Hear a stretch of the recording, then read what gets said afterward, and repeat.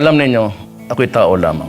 Kaya binabati ko pa rin, Merry Christmas. Kayong mga durugista, magdanakaw, mga korap, mga kriminal, at yung nagpapahirap sa Pilipino. Kaya kung ayaw ninyong minto at patuloy pa rin ang karahasan, ito na ang huli ninyong Merry Christmas. My campaign against drug will not stop until the end of my term. That would be 6 years from now. Until the last pusher and the last drug lord are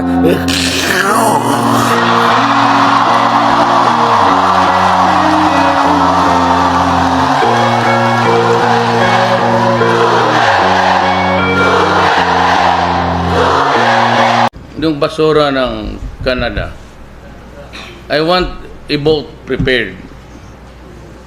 I'll give a warning to Canada maybe next week that they better pull that thing out or I will set sail doon sa Canada. Ibuhos ko yung basura nila doon.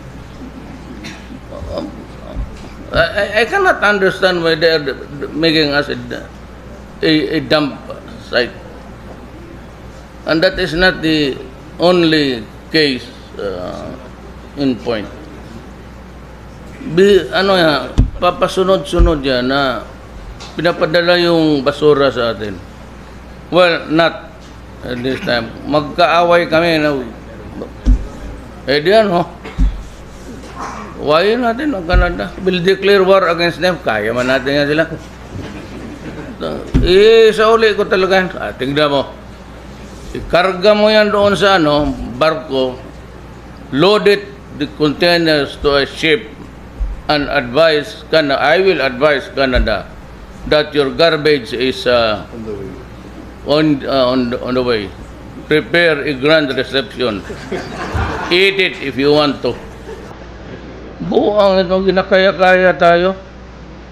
Hindi ako papayag ng gano'n. Lusyutan, you are using government buildings, airport, utang dyan sa runway, di mo binabayaran. To solve the problem yourself, I will give you 10 days. Binayaran na ng Philippine Airlines ang 6 na bilyong pisong utang nito sa gobyerno ng Pilipinas. Lusyutan, I said, called yesterday, offering another plane.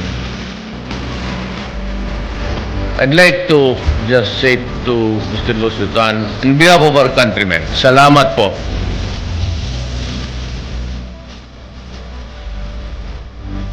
And I will remember you for all time. Do not give us back a battered worker or a mutilated corpse.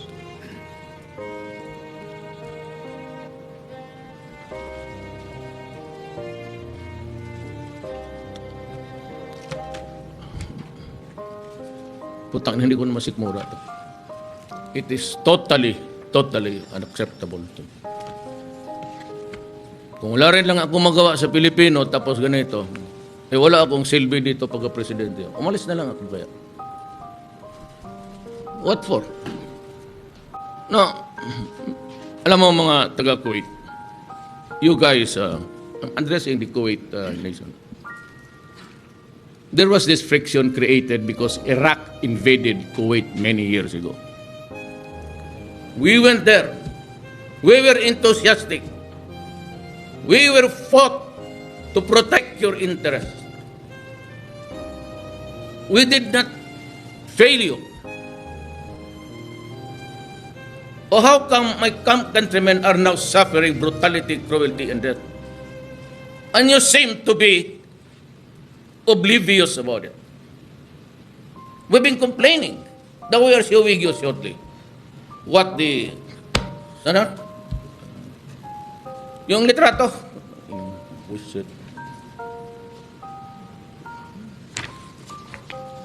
What are you doing to my countrymen? And if I were to do it to your citizens here, would you be happy? No.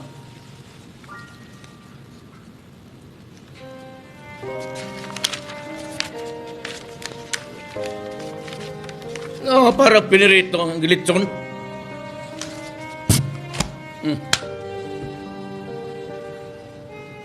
Is there something wrong with your culture? Is there something wrong with the values?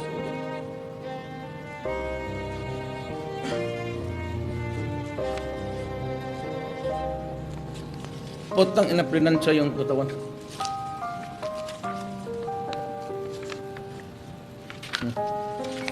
You can have it if you want.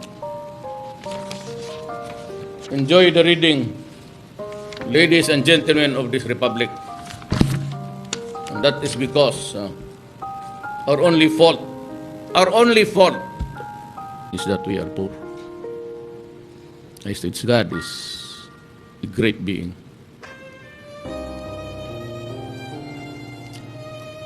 We were there for you. You know, it's very sad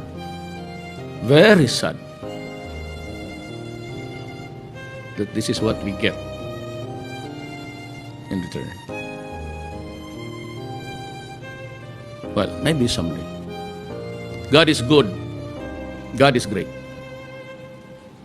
He will balance everything. Sometime. Somewhere. Somehow. And we will wait for it.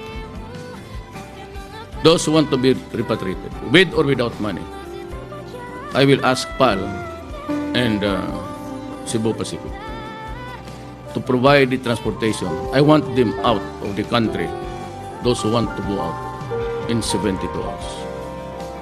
I will not wait. I said that's about 1 week. No. We will count our lives by the hours, because apparently every hour there is a suffering and agony brutality committed by. I am ready to take drastic steps that would help preserve Filipino life and limb. We do not intend to offend any government or anyone. But if a ban is what is needed, then let it be so. The ban continues today, and I don't know at what time. I declared it early this morning. Personal na nagabot ng tulong si Pangulong Duterte sa mga sundalong nakikipagbakbakan sa Marawi.